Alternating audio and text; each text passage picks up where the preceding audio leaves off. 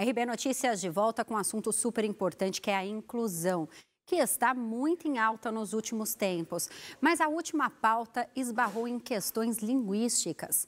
A linguagem neutra ou linguagem não binária não é obrigação imposta por nenhum movimento da causa de inclusão, mas gera uma discussão que propõe uma modificação na língua portuguesa para incluir pessoas que não se identificam com os gêneros feminino e masculino.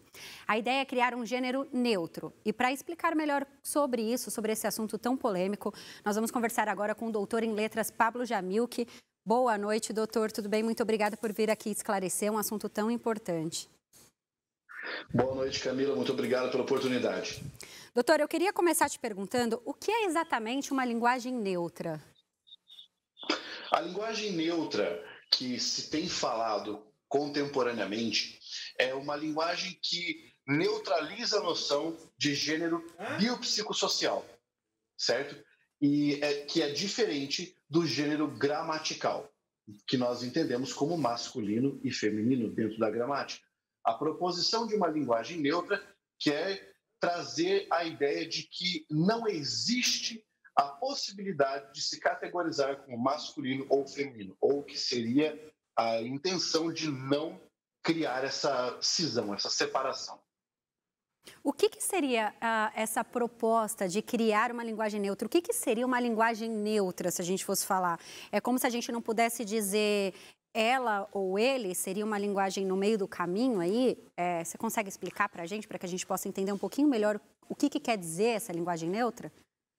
Sim, o que se tem divulgado nas redes é que essa seria uma terceira via, exatamente o meio do caminho. Muitas pessoas aludem a essa linguagem como pronome neutro e dão o exemplo, o termo todes, colocando a letra E no lugar de A ou O, em vez de falar todo, toda, todos ou todas, falariam todes. Então, essa seria uma tentativa de neutralizar a referência que se faz com a língua a um indivíduo que não se identifica dentro dessa forma binária de gênero. O que aconteceria com a língua portuguesa caso houvesse aí essa mudança, vamos falar assim, nessa forma de dizer ou até mesmo de escrever, né? Exato. Camila, na realidade, é muito importante observarmos que, na língua, nada se faz por imposição. Então, não é possível uma transformação linguística que não seja primeiro uma transformação social. Ou seja, primeiro as pessoas falam, depois isso se transforma em norma. Esse é o caminho de uma língua natural, certo? Caso fosse imposta uma forma artificial de neutralização, haveria um problema para a estrutura da língua portuguesa.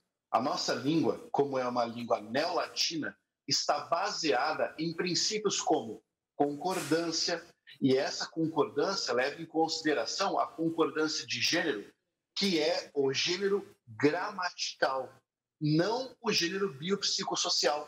Então aí existe, Camila, uma confusão terminológica que está conduzindo um debate que não produzirá frutos, infelizmente. Em outras palavras, aí a gente causaria um verdadeiro caos na língua portuguesa, né? Porque não seriam mudar só as palavras específicas onde a gente colocaria o A, o O, né? Mas a gente mudaria, pelo que você está dizendo, toda uma questão de concordância. Então, teria uma mudança literal na gramática para poder ter essa linguagem neutra. É isso, basicamente. Exato. E ainda existe um ponto mais drástico.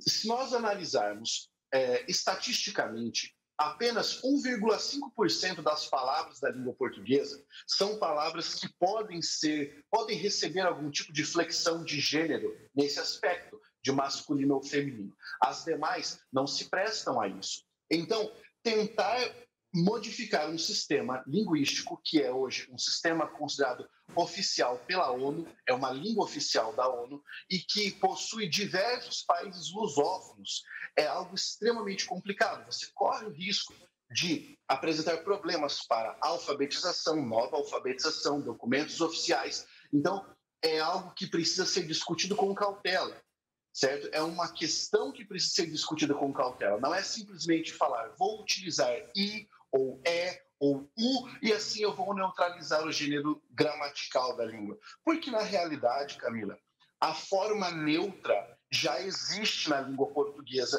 desde que ela foi evoluindo como realidade linguística. Eu acho que assim, também teria aí um problema, eu penso talvez na educação de uma forma geral, né? A gente pensar até na questão de aprender outras línguas, de quem aprende do lado de fora, no exterior, e também nós, adultos, reaprendermos a língua portuguesa, né? A gente teria aí todo um problema na educação do país, eu acredito. Exatamente, Camila. Além disso, é preciso ressaltar que essa ideia de neutralização de formas pronominais não é algo novo. Em 1960, segundo um grande colega meu, o professor Alto Bisocchi, já houve uma tentativa dentro da língua sueca de criar um pronome neutro para pessoas que não se identificam com uma identidade binária, pessoas com uma identidade de gênero não binária, que era o pronome hen. E apesar de ser uma proposição já bastante antiga e em tese seria algo que ingressaria na realidade linguística, essa proposição virou letra morta, ou seja, ela iniciou e não houve adesão, não funcionou. Por quê? Porque não se pode trabalhar de maneira impositiva com uma língua natural. Então, eu não posso criar formas artificiais para alterar uma língua natural.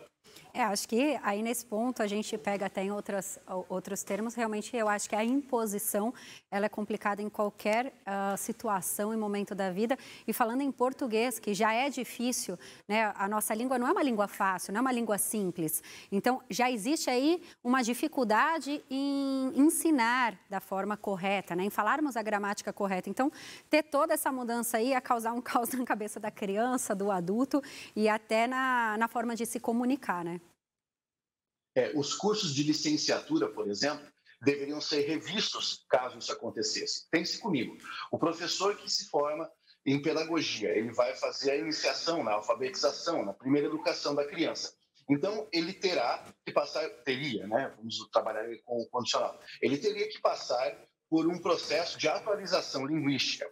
O profissional de letras que vai ensinar na escola também deveria passar por isso. Aliás, nós precisaríamos pedir uma autorização à comunidade lusófona, que é formada por todos os representantes das academias de letras de todos os países que falam língua portuguesa e que possuem português como língua oficial, antes de instituirmos que utilizaríamos agora ou i para neutralizar as palavras. E caso isso acontecesse, nós teríamos um grande problema para a estrutura do português, porque não existem artigos de gênero neutro.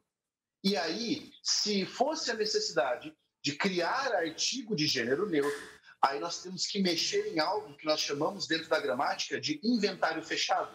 É algo que não se pode modificar.